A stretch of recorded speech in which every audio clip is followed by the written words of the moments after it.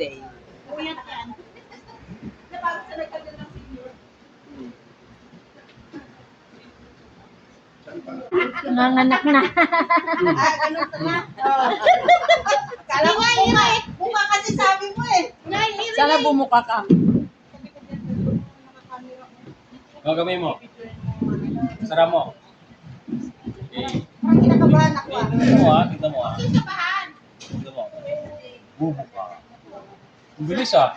Bubuka. Parang alam ko yan ha. Bubuka. Bubukang Bubuka. Bubuka. Bubuka nga! Ayan! Bubuka. Matagal na po. Charot. Charot.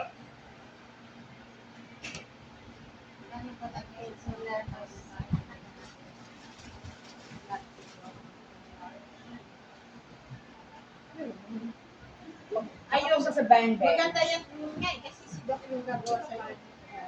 Angat ko pa dito, ote. Na matapos. Tutukan mo ako. Yung huling hinawakan ko, wala pa nangyayari sa kanya. Naninigas na eh. Ano naninigas na? Tinigasan siya sa Japan. May powder ba kayo dyan? Powder daw. May powder ka? Meron ako. Wala akong dalang, ano eh, bag. Nakabili kayo ng cotton buds doon? Wala ka Doc, wala kaming time. Pinabili sa akin ni Ma'am Lindang cotton buds, hindi matulis. Parang pang baby. Hindi man ako bumili. Maliit lang. Yung hapon na kaibigan ko sir. At ano yung cotton buds mo dyan, sir?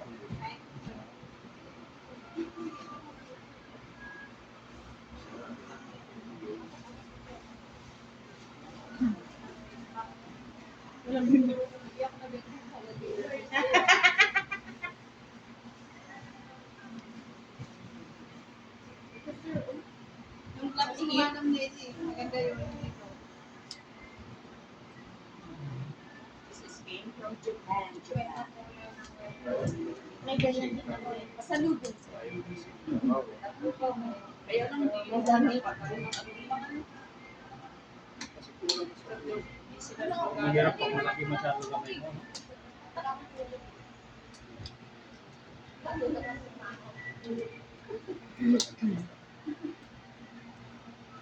Ako lang maingay. Nasaan yung mic mo? Wait lang daw. Oh, wet lang daw, wet lang. Wet. Wet. Wait lang, wait lang. Wet. Sino may tissue sa inyo? Tissue. Sabi ko siya, magdala ka eh. Ganyan may dapat pala. Yung may nakalagay na panalo sa oh, puro Japan. galing Japan. Ay, grabe. Walang yun. Panalo sa Japan. Galing mo na siya. Alam mo, First time kung mo ba? galing ng Japan eh.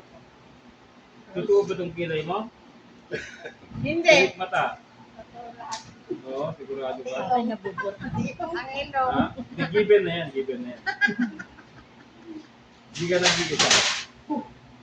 Hindi baka mamaya kasi, kakaganon mo na kakaganon, yung kilay yan, nalipat mo na dito. Ay, oo.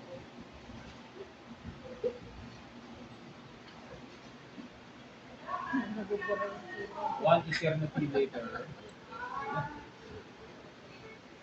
Microphone.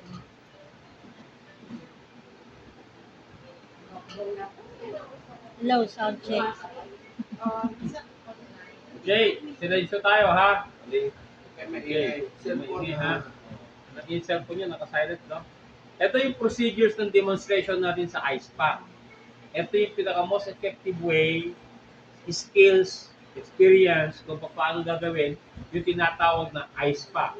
ISPA is good for what? Cleansing, detoxification, nourishment, preventive, and possible. Maging curative siya sa early stage ng eye problem. So ngayon, ang gagawin mo sa kanya, evaluate mo kung totoo ba yung kilay sa kapilik mata. Kasi baka mamaya, pag masahin mo ng gano'n, nalipat yung kilay dito. Okay, so totoo naman to, kaya po pwede. No? Okay, pag gano'n mo sa kanya, baba, okay, mga 3 beses, gagawin mo, 3 beses, tapos, yung kamay mo, magsasalubungin mo, and then, like this. Gets nyo? Simplify. Kaya? Kaya? Okay. 1, 2, 3, and then 1, 2, 6. Gawin mo siya kanya 3 cycle. Okay? Pagkatapos, evaluate, i-check, kung merong possibilities. Kasi nagkaroon na pre-evaluation previously. Halimbawa, na-check mo na. May problema ba sa mata? Wala. Ngayon, procedures ang gagawin mo. Okay, i-check ko ng ganun. Merong mga practitioner, komportable sila dito. Upo. Magtanggal dito. Magtanggal dyan. Yung iba dito nag-upo. Yung iba dito nag-upo. Ako gagawa ko, dito ako nag-upo. Alright? Para at least makita ninyo kung ano yung paraan na pwede natin gawin. Ha? Okay.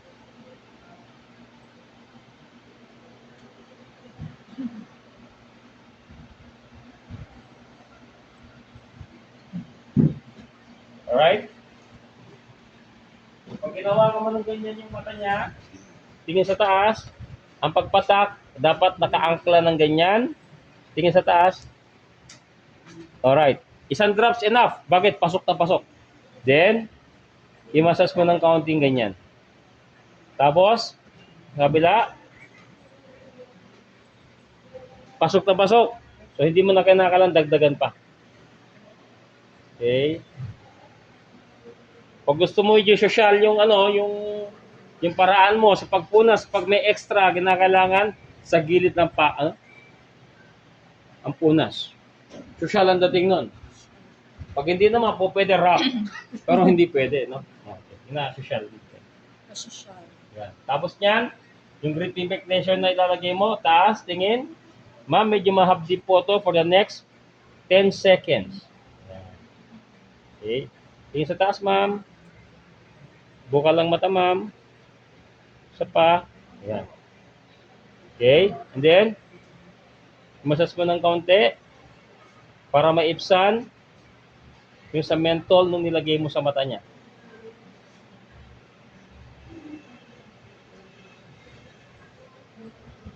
Tapos, po pwede kang umupo by her side. Pwede dito. Tapos, yung kamay niya nakaganyan. Pag lalaki practitioner, hindi po pwede nasasagi yung bundok ng suso ng dalaga. Hindi pwede. Kinakailangan, elevated siyang ganyan. Okay? Or po pwedeng, nakaluhod ka, malapit ng ganyan. Sige sa taas, ma'am. Yan. Tapos yan, kukuha ka ng cotton buds, galing pa sa Japan. Special mention, no? Tapos, papagpagin mo para mawala yung tubig kasi mahapdi yung tubig kapag nilagay mo sa mata. Right? Tapos tingin sa taas. Then, tingin sa taas naman. Okay. Idampi mo ng ganun sa gilid. And then, ihilahin mo pataas. Nakikita nyo? Oh. Nakikita nyo? Yes po. Suggest nyo, wag kukurap yung pasyente para matanggal niya yung mahaba na yan. Nakita ninyo yan? Kita mo? Haba, hindi. Ngayon, paano mo tatanggalin? Kinakailangan mapitik mo. Okay? So, kaya pag yan, kinuha mo ulit, makikita mo yan, sobrang haba niyan. Magkaduktong yan eh. Meron pa yun. Alright? So, yun yung mga floaters o tawag nating Pseudomonas aeruginosa. Okay? Papatakan mo ito. Okay? Yan. Tapos, lalagay mo na to, di ba? Kabila ka naman ngayon. Tapos, ang kamay mo, kinakailangan wala masyadong bigat para walang resistance yung muscle. Okay? Pag ganun mo, tingin sa taas. Taas lang. Sa taas lang, ma'am. Tingin na sa ulo mo. Okay. And then, iangat mo ulit. Naputol. Okay. Ayan. Mas marami yung dumi ng mata niya sa kanan kaysa sa kaliwa. Yan, nalagyan mo na uli. And then, patakam mo ulit siya. Tingin sa taas, ma'am. Tingin sa taas, ma'am. Okay. Tingin sa taas, ma'am. Okay. Alright.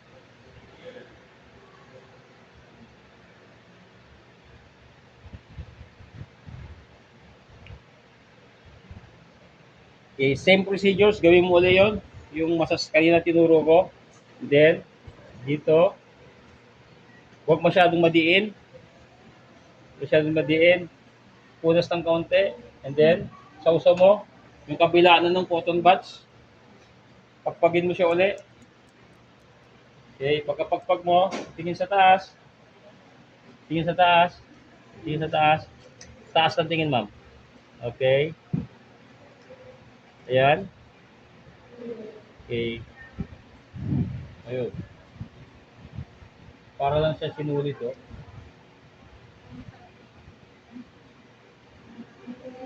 Okay. Yan, papatakan mo ulit siya ng white. And then,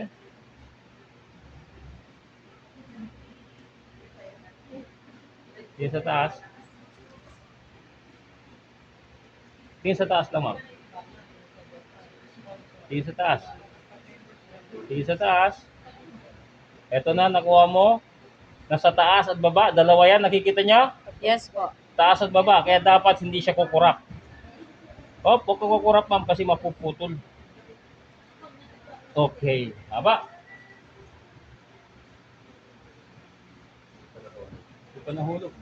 Ayan pa. Yun. Okay. Then, isang buo na largahan yun, ha?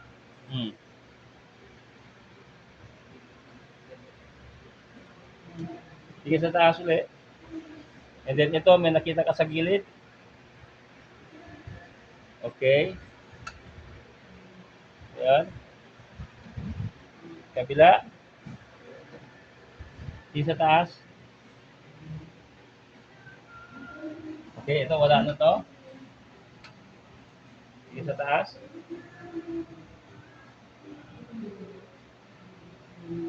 Oh, meron pa.